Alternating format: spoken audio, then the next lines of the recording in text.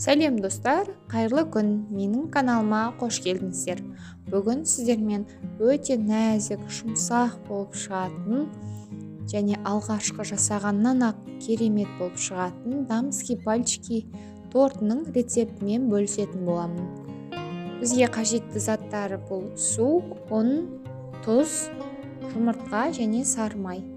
Ыдысымызға сары майымызды салып аламыз және үстіне су құйып, тұзымызды салып, отқа қоямыз.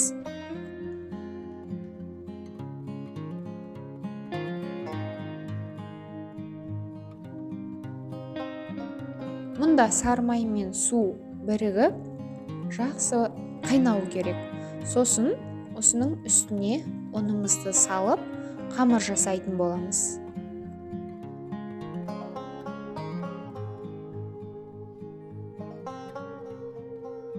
Ұнды толық салып болған соң жақсылап араластырамыз және қамырдың құрамындағы су тартылып, түбі сәл жабыса бастаған кезде қамырды оттан аламыз. Енді қамырды басқа ыдысқа салып, сәл суыған 2-3 минут күтеміз. Қамырымыз сәл салқындаған соң жұмыртқаны бір-бірден салып, араластырамыз, жақсылап араластырамыз, бір қалыпты массаға енгенше.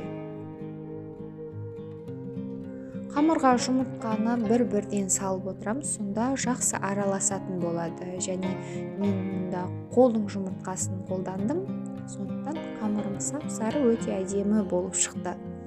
Жұмыртқаны сосын қамырларыңызға қарай салып отырасыздар. Менде 6 жұмыртқада қоюлау болғандықтан тағы бір жұмыртқа қостым. Осы қамырға сонда 7 жұмыртқа қолдандым. Видеода көріп тұрғандай, қамырдың консистенциясы дәл осындай болу керек. Қатты қою емес, қатты сұйық емес.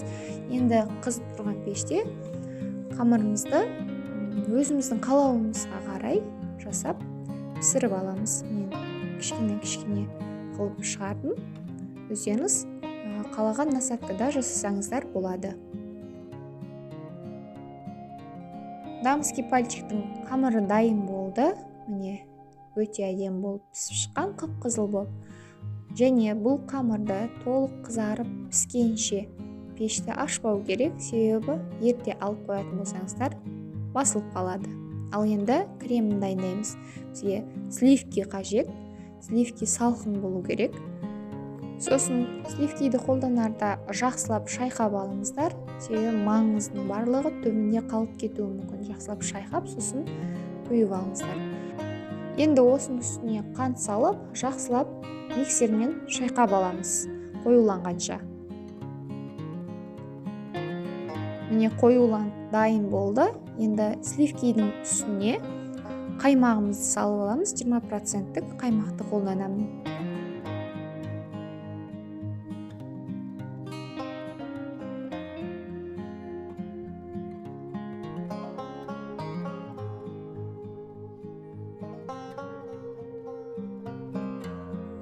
Крем дайын, енді тортымызды жинаймыз.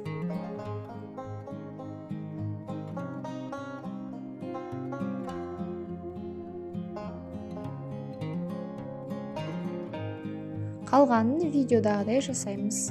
Қамырымызды кремге салып, тарелкаға үсті-үстіне жинайтын боламыз. Бұл торттың формасын қалаған формада жасасаңыздар болады.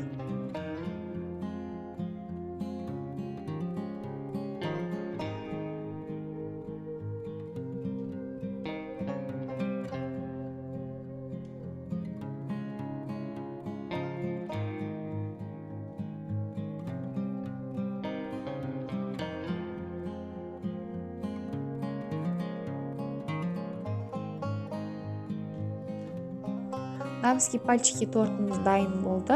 Өте жұмсақ, нәзік, дәмді болып шықты. Әрлеу өздеріңіздің қалауларыңызға қарай, қаласаңыздар жем-шидектермен немесе шоколадты ганашпен әсемдесеңіздер болады. Егер менің видеом сіздерге ұнаған болса және пайдалы болған болса, менің каналыма тіркеліп, лайк басып кетуді ұмытпаңыздар. Ас болсын!